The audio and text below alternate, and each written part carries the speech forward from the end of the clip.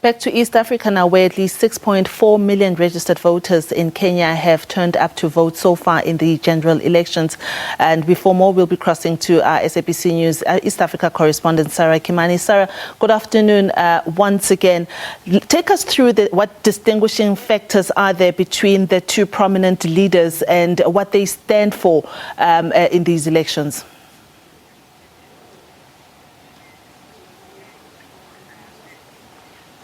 Yes, indeed. Like you said, there at least 6.5 million people had by midday today come out to cast their ballots in the various elective positions. There are 6 elective positions in this particular election. Kenyans are voting for a president because President Uhuru Kenyatta is retiring, having served 2 terms. So they are voting for a new president, and Kenyatta is not on the ballot.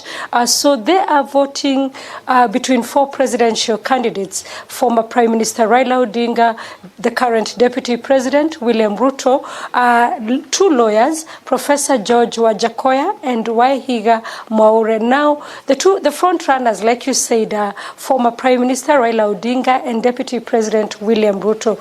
The 2 gentlemen, very different and yet alike in that they have dominated Kenyan politics at any given time. William Ruto, the current Deputy President, he's been Deputy President for 2 terms now under President Uhuru Kenyatta. 55-year-old, some people saying he's charismatic, he's eloquent, he's brainy. Others saying he's ambitious because this is his first run for president and he has gone all out. He's been campaigning for 5 years now. He started politics at the age of 30 in 1992, straight out of campus, joining the then ruling party KANU's youth wing. And from there, he's risen above the ranks to the position of a deputy president. Former Prime Minister Raila Odinga, veteran politician in Kenya, he's dominated the Kenyan politics for more than 50 years now. He's been a member of parliament, he's been a political detainee, he's fought for reforms in the country, from multi-party democracy, the changes to the constitution. Odinga sees himself previously as an anti-establishment candidate and a person who pushes for reforms. This time, however, he has the support of President Uhuru Kenyatta, and so he is seen as the candidate of the establishment. But he says that he will continue with his agenda of pushing for reforms in the country, fighting corruption, providing jobs for young people. Not very young anymore. He's 77 now. Some people saying maybe he should slow down. But when we interviewed him towards the end of last month, Odinga was very clear that the people of Kenya want him to vie for the presidency. And so he said he was going for it. This will be the 5th time that former Prime Minister Raila Odinga is on the ballot for the presidential race.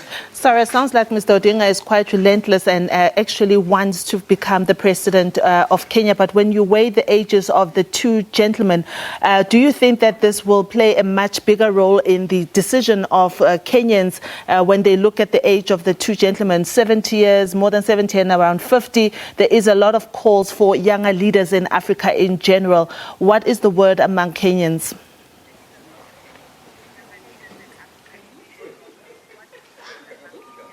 Well, incidentally, Kenyans don't vote so much about age.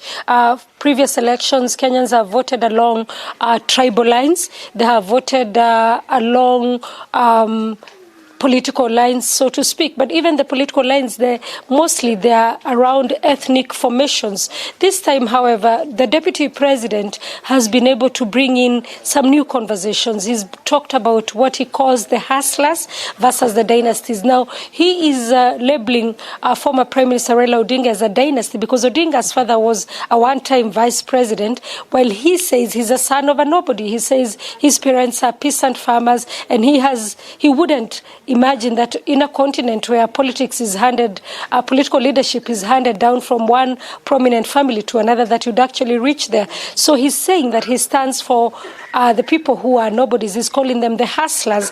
And because of that, the conversation in this election has moved away a bit from tribes to the economic ladder. Age has not been a factor because even in previous elections, last year, the last election, Raila was just 5 years younger, so he was 72, still an old person vying against Uhuru Kenyatta, who was going for his second term. Uhuru was in his, he was about to turn 60, so they're seeing that age is not a problem.